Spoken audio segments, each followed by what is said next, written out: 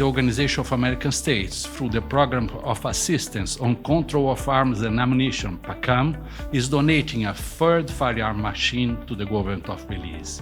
PACAM is a comprehensive strategy of the OAS to support the efforts of its member states in reducing armed violence through the prevention and control of the illicit trafficking of firearms and ammunition. It will allow the FACB to permanently mark firearms with unique identification details, such as country code, serial numbers, model information, and other identifying marks. Once a firearm is marked,